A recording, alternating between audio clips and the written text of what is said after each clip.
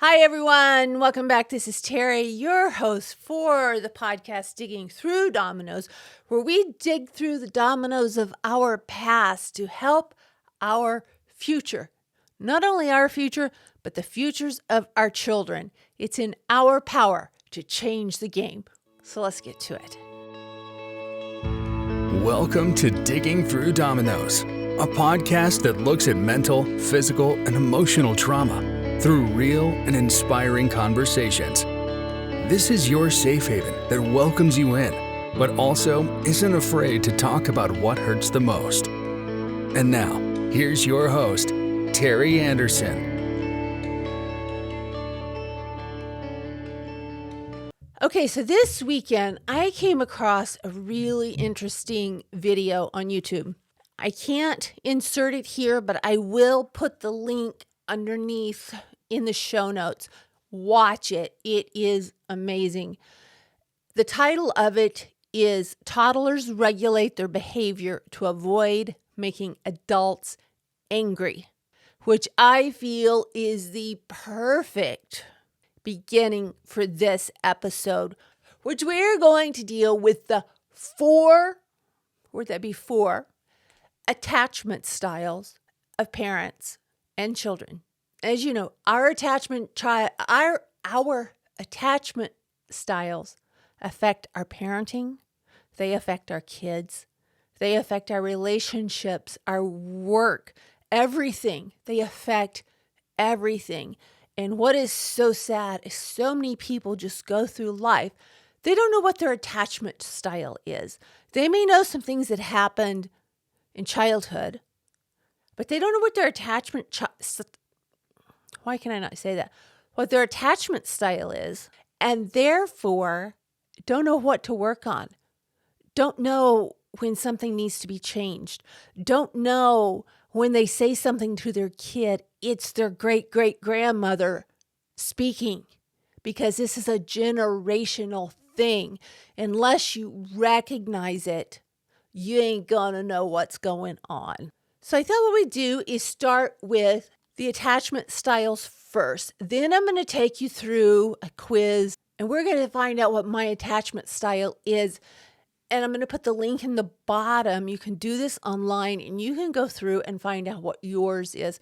For those of you listening on audio, I will be reading the questions and the multiple choice answers. And for those of you on video, you'll be able to see as I take the test from the screen recording. It's pretty interesting, actually. And I fell exactly where I thought I would fall. I thought I would fall exactly where I did. What is strange is, maybe it's not strange, maybe this is just weird for me because I'm just now figuring this out, is that I can see how my attachment and how my attachment style has changed through the years because of relationships, situations, and waking up to what the heck is going on. All right, first, I'm having trouble pronouncing these words. Forgive me. I'm afraid my father is going to come down and strike me with lightning for not being able to enunciate clearly. Secure attachment. I think we all know what secure attachment is, and I think relatively few of us have it. It's available, sensitive, responsive, and accepting. In an ideal world, that would be every parent's attachment style. Therefore, their child would be healthy and happy and secure and doing great. But that's not the case. There's also what is called the anxious, insecure attachment style. And this attachment style, and I am reading from healthline.com right now. In this attachment style, the anxious, insecure attachment style, the child cannot rely on their parents to be there when needed. Because of this, the child fails to develop any feelings of security from the attachment figure. And since the child can't rely on their parents to be there if they feel threatened, they won't easily move away from the parents to explore. First, I was like, I didn't read that right, but it does, because if you can't rely on someone to protect you, you're not going to be walking out in the wilderness to explore and have fun, because no one's going to watch out for you. You've got to stay right close to that source that might protect you. The child with insecure attachment can become more demanding and clingy, hoping their exaggerated distress will force the parent to react. I can tell you for a fact, I can remember incidents of that happening in my childhood. In anxious, insecure attachment, the lack of predictability means the child eventually becomes needy, angry, and distrustful. All right, so let's move on to the next one, which is, and I'm still on healthline.com, the avoidant insecure attachment style. And it's real funny looking through these, I can see myself and my siblings falling into different groups. And I guess I should put a disclaimer in here, or a couple of disclaimers. I'm not a therapist. I'm not a doctor. I'm just a person with a lot of trauma that I am working through. Also, that the next disclaimer would be, these attachment styles appear to also depend on birth order, according to some specialists. And I can see that. I mean, when we first had our first kids, I was with them all the time. By the time we adopted the last ones, I couldn't take care of the first ones because the last ones were causing so much trouble all the time, continually. And I can see there where that was a huge fail on our part. Okay, the avoidant insecure attachment. Sometimes when a parent has trouble accepting and responding sensitively to their child's needs, instead of comforting the child, the parent, in fact, minimizes their feelings, rejects their demands, doesn't help with difficult tasks. This leads to avoidant insecure attachment. In addition, the child may be expected to help the parent with their own needs. I have seen that with one of my kids. Actually, I've seen that with a couple of my kids. And it's very, very unfortunate. The child learns it's best to avoid bringing the parent into the picture. After all, the parent doesn't respond in a helpful manner. In avoidant insecure attachment, the child learns their best bet is to shut down their feelings and become self-reliant. It's also been shown that children with an avoidant insecure attachment won't turn to the parent when they're distressed and try to minimize showing negative emotions. And then we come to what is the disorganized insecure attachment.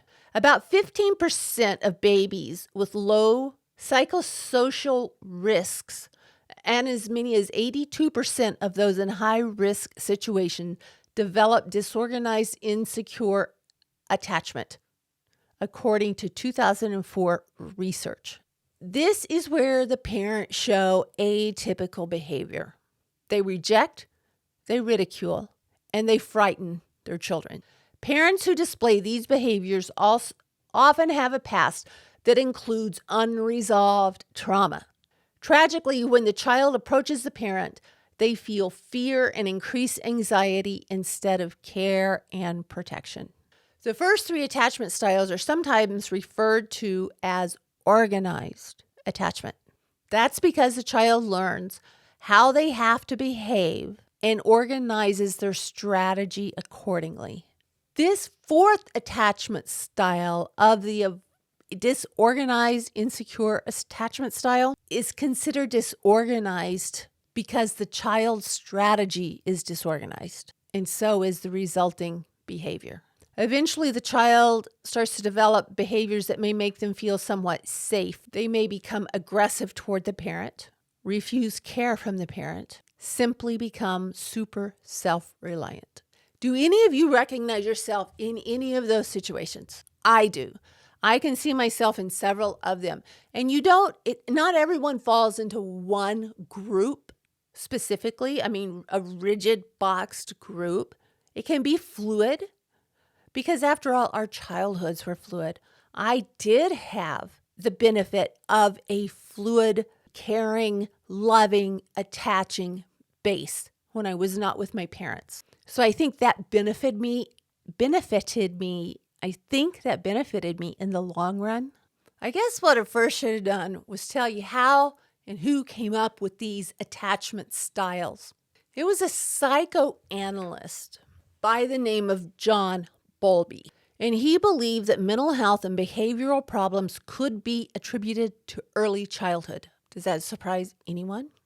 I'm getting my information for this piece from simplypsychology.org. I will link that in the description box. Bowlby had this revolutionary idea, and that was his theory of attachment. He felt that children come into the world pre-programmed, biologically pre-programmed to attach to other people because it would help them to survive. A baby has an innate need to attach to a person, to a caretaker. And in Bowlby's theories, he's saying that one caretaker is more important than all of the other caretakers, generally the mother.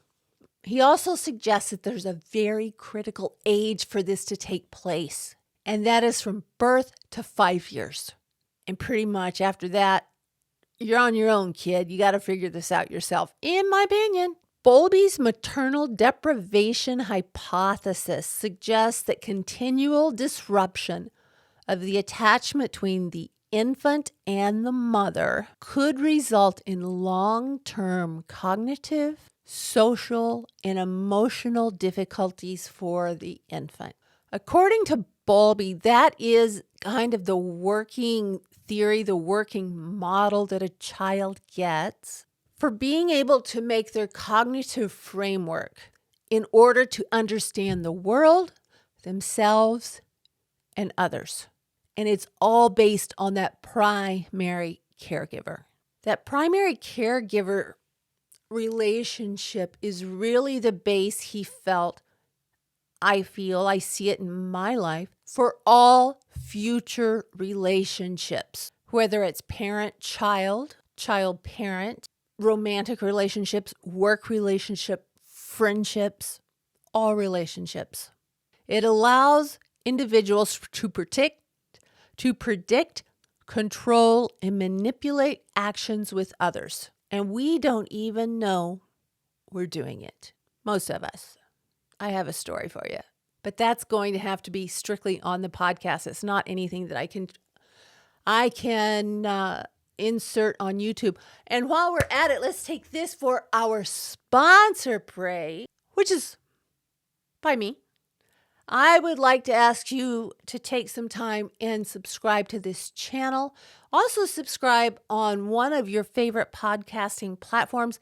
Leave maybe like a 5-star review or just 5 stars. Give me some encouragement. Let some people see your feedback. What do you think about this? How did this affect you? Did it affect you? Did it not affect you? Were you raised by wolves? Whatever. But I would love it if you could subscribe to one of the podcasts. Listen to the podcast or not listen to the podcast. Helping to subscribe to that would make a huge difference. Subscribing to this channel, The Tattooed Biker Chick, as well as my channel, Digging Through Dominoes, giving it a like, a comment, would make a huge difference, and it would allow this to get out to other people that desperately need it. While we're on that topic about people that desperately need it, I have to tell you, I have been overwhelmed. Since this podcast first aired on May the 7th, I have been flooded with emails from you people that are listening. I feel your pain. I know what you're going through. And I hope in some way that I will be able to help you by sharing my story, by saying, hey, I went through this. I know what it's like. It sucks. How I learned to get out of it, or I guess change the path a little bit and go forward. Because there are days I can tell you, you don't want to take another step. You don't want to see another person and you don't want to take another step. So please, it would really help for those of you listening on either platform to please subscribe, like, comment, and share so we can reach those people that need it the most, those that feel they're alone, those that feel there's no other way, those that feel there's no way out. Okay, I'm going to go on through this article a little bit because it has some very interesting information in it. It explains a lot for me, and I hope it will explain a lot for you as well. Bowlby believed that primary caretaker attachment is at the hierarchy. It is different from any other attachment. It is the one that primarily shapes who we become. Bowlby argues that the relationship with the mother is somehow different altogether than other relationships. In 1988, Bowlby suggested that inability to form a close relationship or a dependable relationship on the mother can contribute desperately to failure to thrive. We see that in baby monkeys that have been taken from the parents. We see that in puppies. We see that in animals. Guess what? We see that in humans.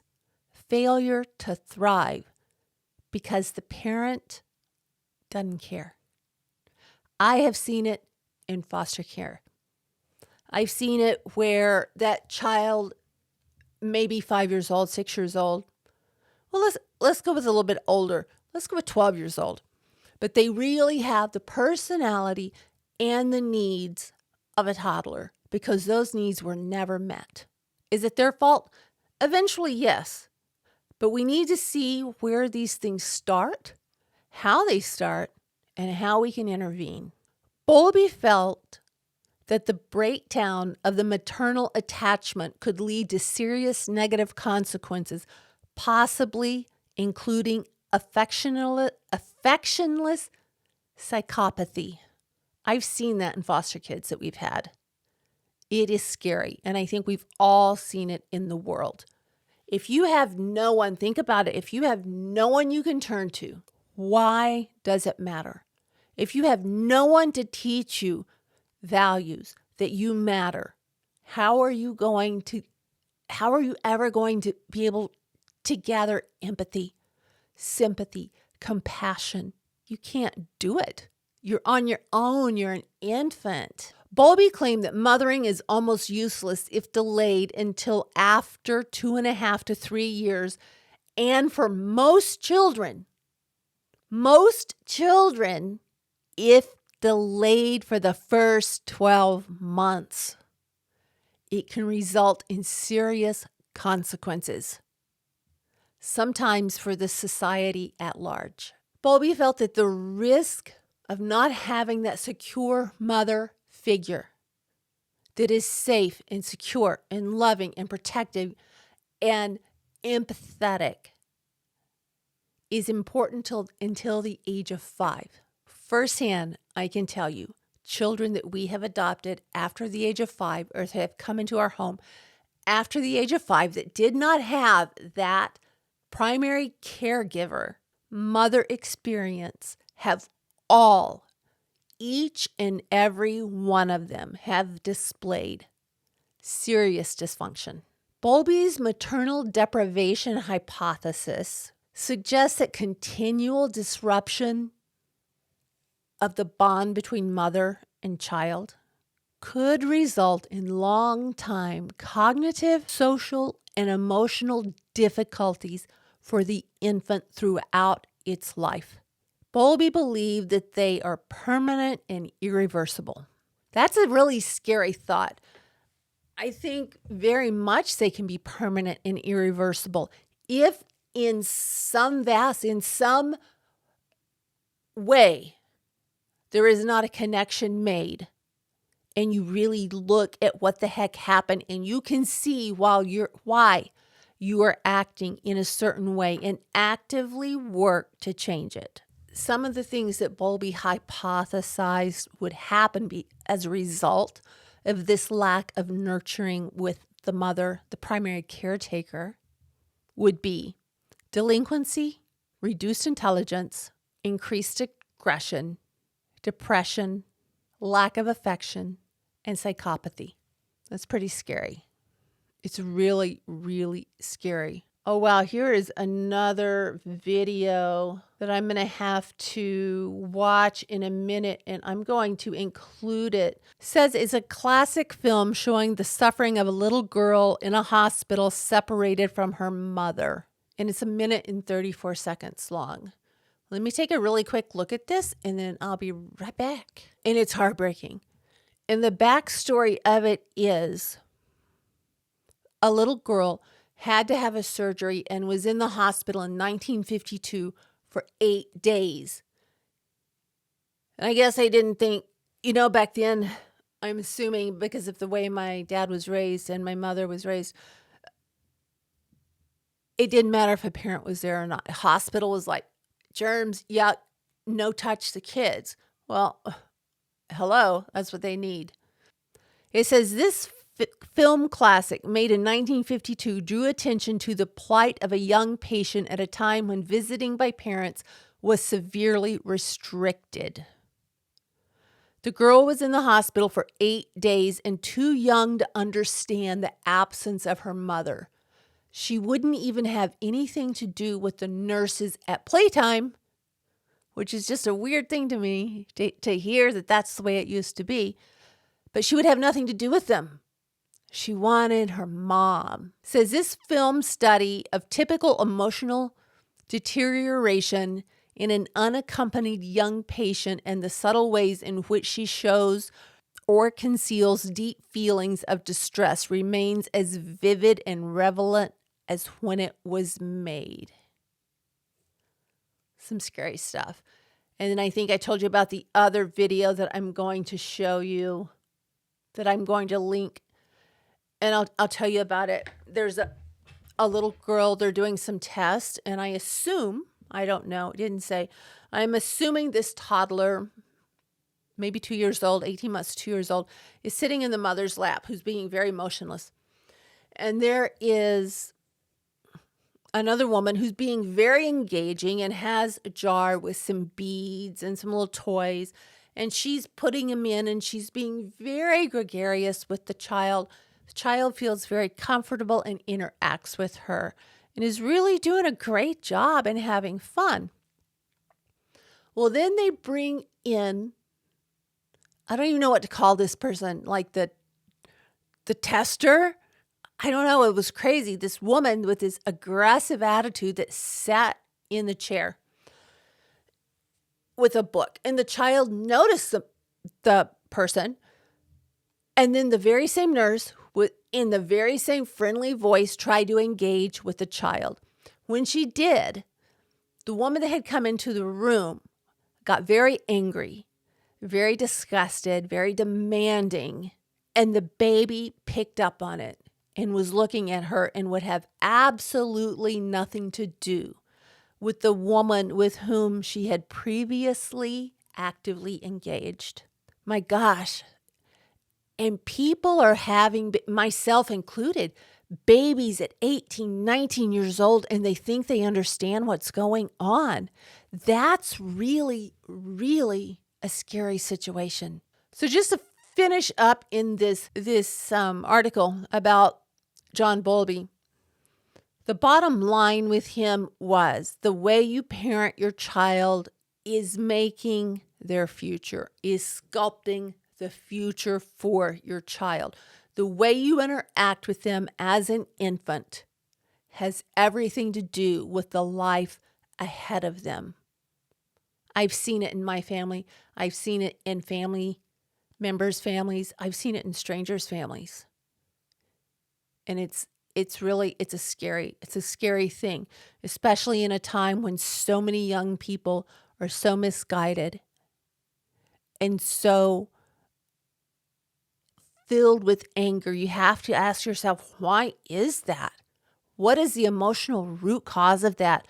Is it an organic mental illness, or is it a fact of or a result of lack of nurture when that child or teenager was an infant. Now, the way that attachment styles go on to affect your adult relationships, oh my gosh, this is part I'm going to continue, and I'm going to put only on the podcast version because I don't think it belongs on YouTube. But I'm going to go through the relationships and how they affected me, what happened with me, all because of the lack of nurture from my mother and the lack of the presence of my father. Now, what I need to do again is make the disclaimer. I love my parents. I wish that they were still here with me. I realize, fortunately, my parents had traumas of their own. And having traumas of their own from that era, they had no idea how to parent. They tried their best. I can tell you 100% my father tried his best. Unless there's some things I don't know about, what I saw as a child is when my dad was around, I felt protected and I felt loved. I felt cared for. When my dad wasn't around, I didn't. If I was with my grandmother, my great-grandfather, my uncles, or my aunts, I felt loved and I felt cared for. When I was alone with my mother, I didn't. My relationship with my mother was not good at all until I moved half a continent away. And then it was very good. We spoke 3 or 4 times a day, but it was surface level. I think I said in a previous episode, I didn't even know the first date my parents went on until my mother had died and my dad told me. I knew nothing of my mother's medical history. My mother she didn't speak. She was avoidant. She had a very avoidant personality. This comes from healthguide.org, and it's talking about how understanding your attachment style shapes and influences your intimate relationships, how it can help you make sense of your own behavior, how to change your behavior, how you perceive your partner, and how you respond to intimacy. On helpguide.org, it says, identifying these patterns can help you clarify what you need in a relationship and the best way to overcome problems. And in my experience, avoid relationships that are not good for you. Now, this article goes more in depth on the attachment style and is suggesting, much like Bowlby did with that 12-month window, that the nonverbal relationship between the caregiver and the child in those few months until the baby's, that's a very short period of time, is crucial in the development of a child. Crucial.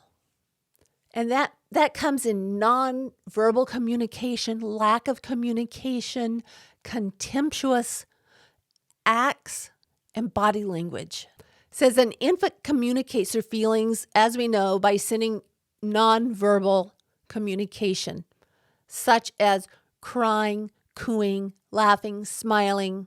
In return, the caregiver reads and interprets these cues, or is supposed to satisfy the child's need for comfort, food, security, protection, and affection.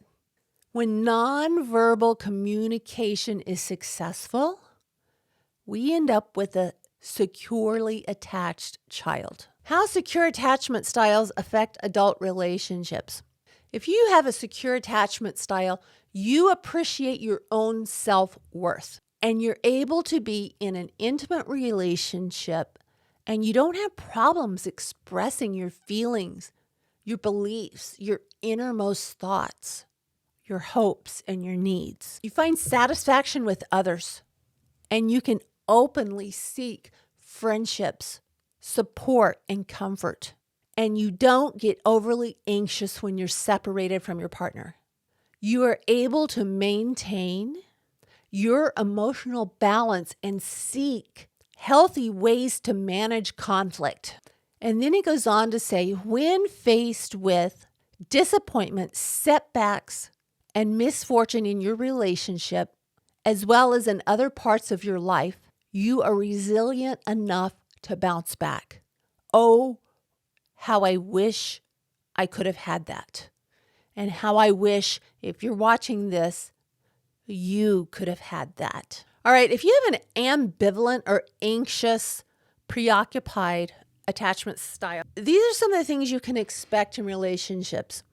You want to be in a relationship and crave feelings of closeness and intimacy with a significant other, but you struggle to feel you can trust or fully rely on your partner. Being in an intimate relationship tends to take over your life, and you become overly fixated on the other person. I heard bells, did you? You may find it difficult to observe boundaries, viewing space between you as a threat, something that can provoke panic or fear that your partner no longer wants you. Just like your parent put you in the corner and left you. A lot of your sense of self-worth depends on how you feel you are being treated in the relationship, and you tend to overreact to any perceived threats in the relationship. You feel anxious or jealous when away from your partner and might use guilt, controlling behavior, or manipulative tactics to keep them close. You need constant reassurance from your partner. Others may criticize you for being too clingy or needy, and you may struggle to maintain close relationships. Now, if we move on to, let's see, I guess I should have prefaced that with ambivalent or anxious preoccupied attachment style are people with ambivalent attachment style, also referred to anxious preoccupied, ambivalent, anxious, or simply anxious attachment tend to be overly needy. As the label suggests, people with attachment style are often anxious and uncertain, lacking in self-esteem. They crave intimacy, but worry that others will not want them. It's unlikely your parent or primary caregiver was inconsistent in their parenting style, sometimes engaged and responsive to your needs as an infant, and other times unavailable and distracted. This inconsistency may have left you feeling anxious and uncertain about whether your needs in your first relationship would be met, thereby providing a model for your behavior in later relationships. Also, an avoidant dismissive attachment style often stems from a parent who was unavailable or rejecting during your infancy. Since your needs were never regularly or predictably met by your caregiver, you were forced to distance yourself emotionally and try to self-soothe. This built a foundation of avoiding intimacy and craving independence later in life, even when that independence and lack of intimacy causes distress. Now, if we move on to the disorganized, disoriented attachment style, disorganized, disoriented attachment styles are also referred to as fearful avoidant. They stem from intense fear, often as a result of early childhood trauma, neglect, or abuse. Adults with this type of insecure attachment tend to feel they don't deserve closeness in a relationship. If you have a disorganized attachment style, you've probably never learned or adequately learned how to self-soothe your emotions. So both your relationships and the world around you can feel frightening and unsafe. If you experienced abuse as a child, you may try to replicate that abuse as an adult. So these are some of the things that you can see in relationships of those with disorganized attachment styles. You probably find intimate relationships confusing and unsettling, often swinging between emotional extremes of love and hate for a partner. You may be intensive toward your partner, selfish, controlling, and untrusting, which can lead to explosive or even abusive behavior. And later, you can be just as hard on yourself as you are on others.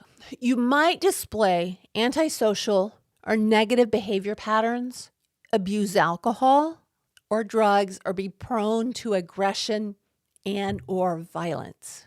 Others may despair at your refusal to take responsibility for your actions.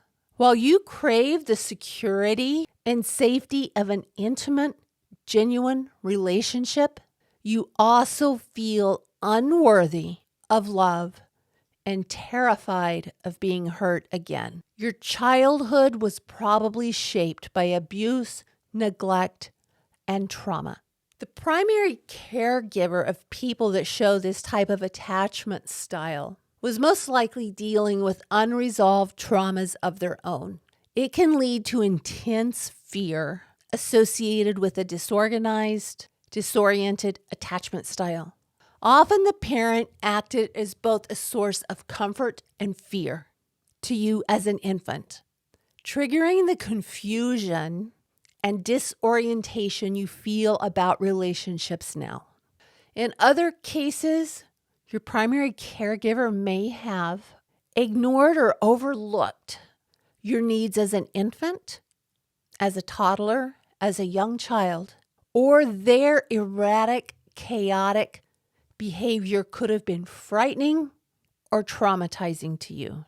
So causes of insecure attachment, which is such a scary place to be, is having a young or inexperienced mother that lacks the necessary parenting skills. Your caregiver experienced depression caused by isolation, lack of social support, or hormonal problems that forces them to withdraw from the caregiving role. I know for sure I did that later on as a parent. I know without a doubt.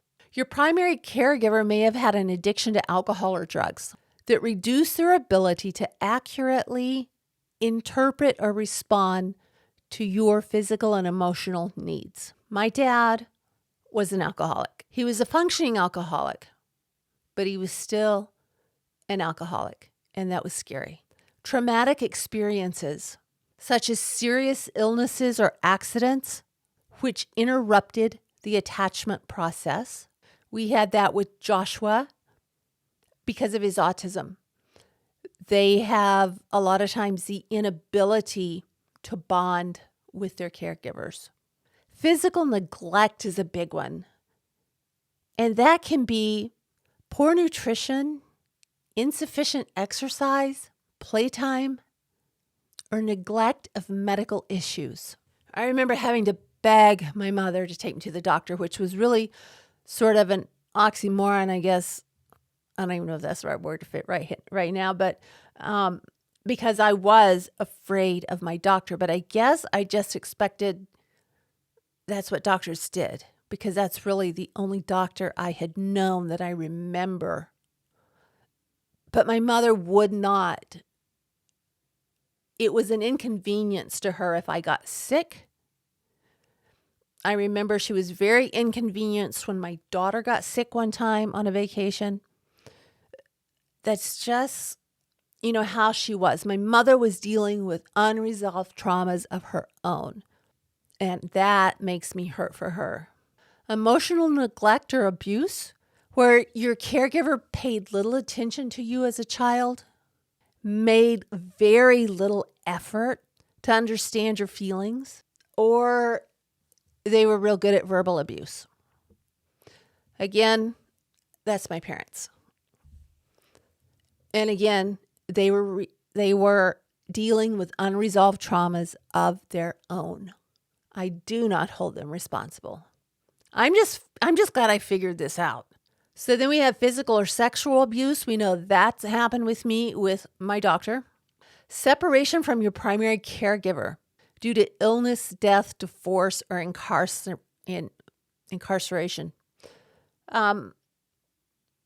My primary caregiver was my mother, but I was attached more to my grandmother, my aunt, my great-grandfather, and that part of the family. And I was very attached to my dad, but my dad was a pilot and he was never home. Inconsistency in the primary caregiver. That would be is if you had a lot of nannies, if you went to daycare, and examples like that. Frequent moves or placements.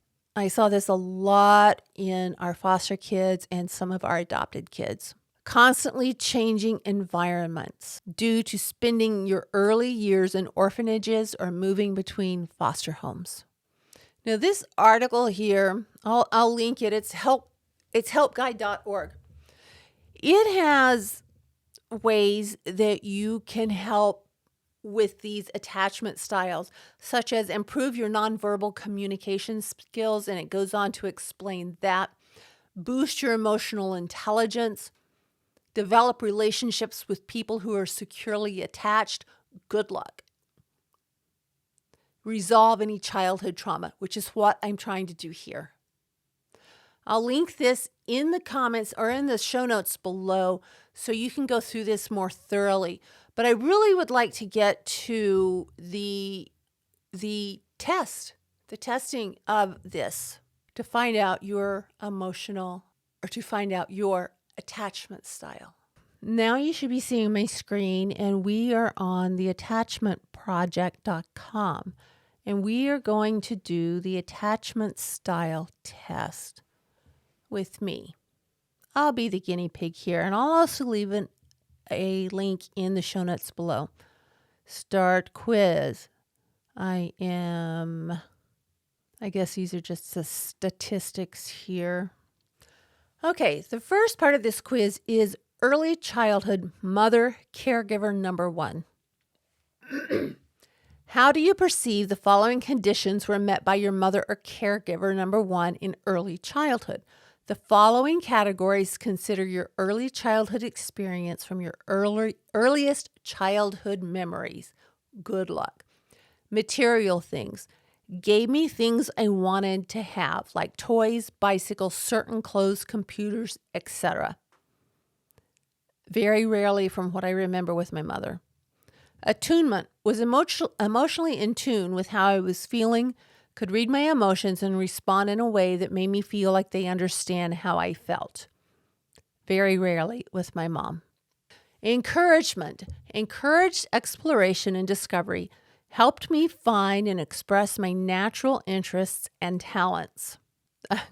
Again, very rarely. Expressed delight. Took genuine interest in me and expressed delight in who I was. I felt special and valued by them. Very rarely. Basic needs. Provided me with sufficient food, housing, and medical care when needed. Okay, on this one I'm going to put a 4. And the reason I'm going to put a 4 is I did have sufficient food and housing, but medical care was very difficult to get. Present. Where physically, my mother was always there. She did not work before I was about 12 years old. Soothing and reassurance. Calmed and soothed me effectively when I became distressed, upset, or overwhelmed. Very rarely. Now, I feel like I'm dissing my mom here, and I'm not. I'm being very objective here. Once again, I love my mother. I know she was dealing with her own traumas, but this is just what reality was for me. Protection. Kate kept me safe from danger and threats. I felt safe when I was with them. I never did feel safe when I was with my mother, but I'm going to have to put a 2 here. I can remember 2 incidents that actually involved aunts that my mother saved me from. Support for activities. Took me to activities like music lessons, sports teams, camp, etc., and or to visit friends. My mom did a pretty good job at that, and in my personal feelings, I kind of feel in one way she did it to get me out of the house. And another reason is that my grandmother was paying for a lot of these things. Early childhood father, caregiver number 2. How do you perceive the following conditions were met by your father or caregiver 2 in early childhood? Support for activities. Took me to activities like music lessons, sports teams, camp, and to visit friends. My father did not do that. Soothing and reassurance. Calmed and soothed me effectively when I was distressed, upset, or overwhelmed. My dad, in my memory, did a really good job of that. express delight. This one is really tricky for me. Took general interest in me and expressed delight in who I was, felt special and valued by them.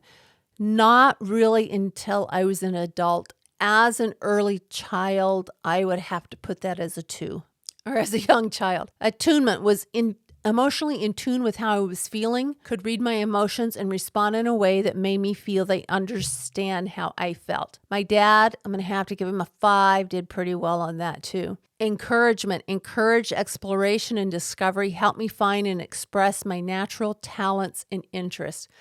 Dad helped me with that too. I mean, from shooting guns, playing guitar, making things, being with him in the garage, but he was not home much. He was only home a few days a month. Basic housing or basic needs, which is sufficient food, housing, medical care when needed, very frequently. I remember my dad taking me to the emergency room. I remember him taking care of me when I was hurt, situations like that. Present. He was physically around when I was growing up, very rarely. Material things, gave me things I wanted to have, like toys, bicycles, certain clothes, and computers. This is really weird for me because I remember my dad, he was gone a lot, and he would bring me presents when he came home. And after my dad died, I felt really guilty because one of my brothers said, "Didn't Dad used to bring things to you when you were when he had been away on business and he came home?" And that was the first time I think I realized he may not have brought things home to my brothers. But yeah, my dad very frequently would bring me things. He helped me and encouraged me to save up for a bicycle, things like that. Protection kept me safe from danger and threats. I felt safe when I was with him. I did feel safe when I was with my dad, except I was really frustrated when he got on to me about not getting the license plate of the guy that was trying to kidnap me.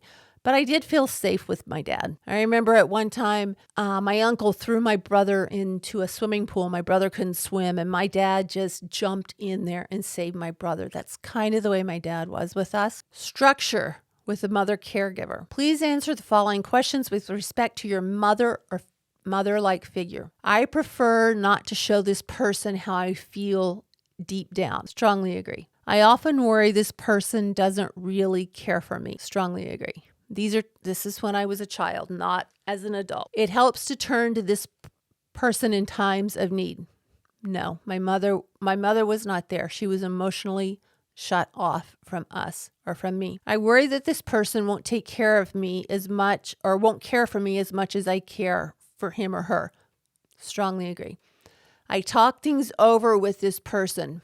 Never. I cannot remember one conversation with my mother talking through things before I was an adult. And even then, as I said before, it was surface level. I usually discuss my problems and concerns with this person.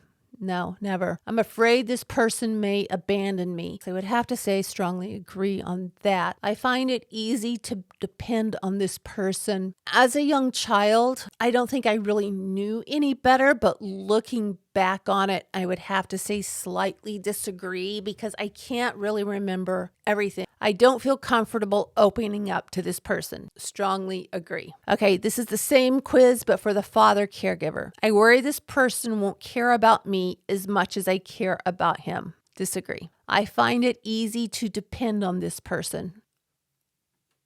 I agree. Slightly agree. And that is just because he was never home.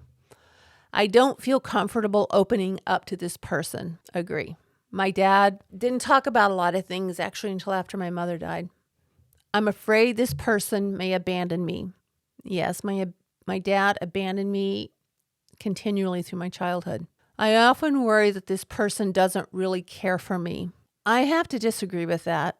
I felt loved by my dad. I talk things over with this person. Strongly disagree. It helps to turn to this person in times of need. As a child, slightly. I usually discuss my problems and concerns with this person. Disagree. I prefer not to show this person how I feel deep down. This is really another hard one because my dad was the one that I felt I could show how much I was hurting, but for some reason he was either never there or it got shut off, and I'm going to have to go neutral mixed on that one. Okay, this should be fun. Romantic structure, romantic partner. Number 1, it helps to turn to this person in times of need. Slightly disagree with that. I often worry this person doesn't really care for me. I agree with that. I usually discuss my problems and concerns with this person.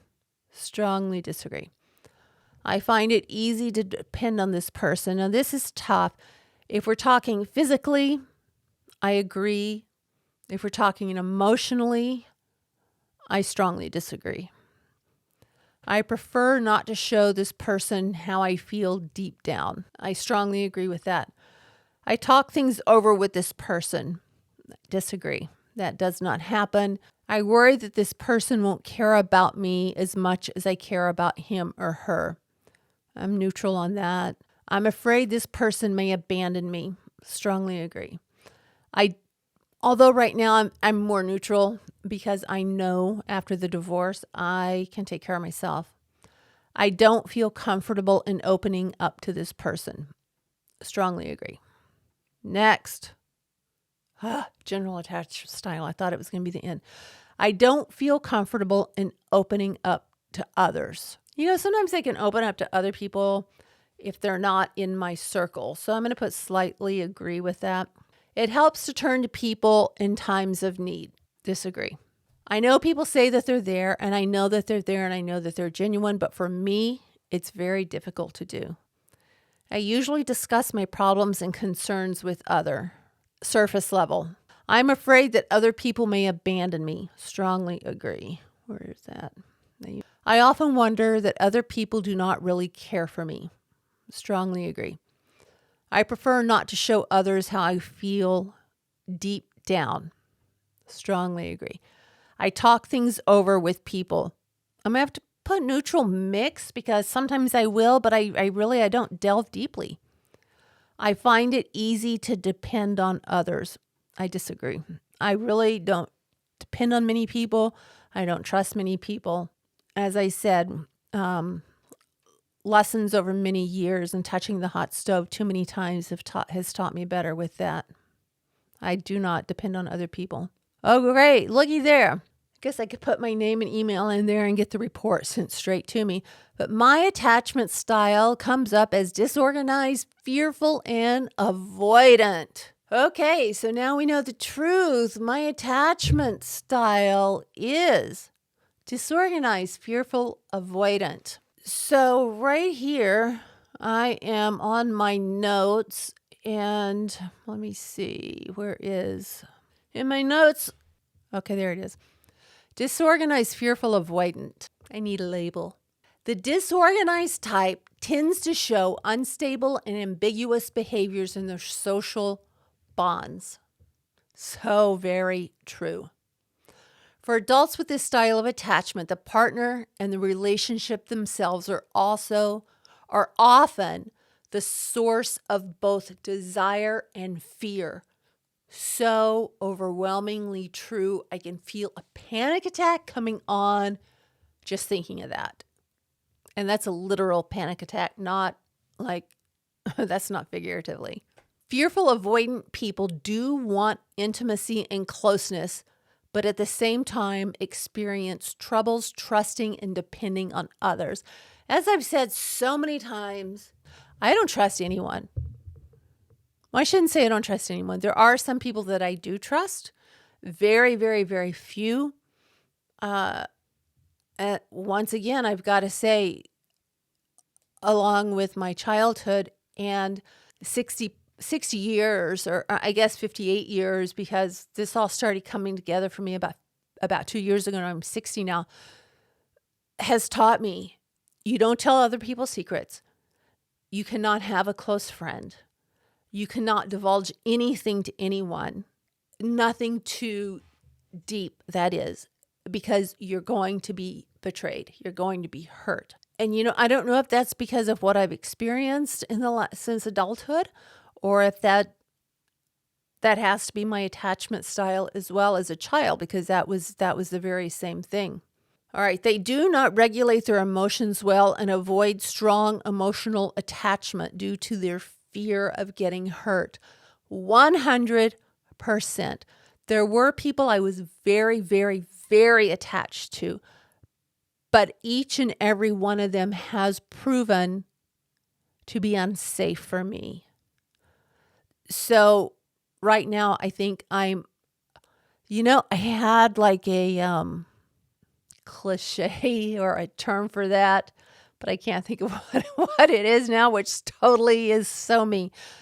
I feel alone in this world. I would not mind at all living alone in a beach town and doing really not much of anything. All right, then it goes on to talk about, and there will be links, and like I said, I'll link this. Yeah, so they do not regulate their emotions well and avoid strong emotional attachment due to their fear of getting hurt. That is so 100% me. I can remember one time with my dad, we didn't touch my dad. He was uncomfortable with it. And I remember after my mother died, I went to hug my dad at the airport, and I thought he was going to break his back trying to get away from me. And I realized a few days after my mom died, my dad actually told me that wasn't what it was. He didn't know how to show it, and he didn't realize how important it was to have someone hug you and love you and be there for you until my mother had died. So there we go, everyone, for episode 8 of Digging Through Dominoes. I want to thank you for being here.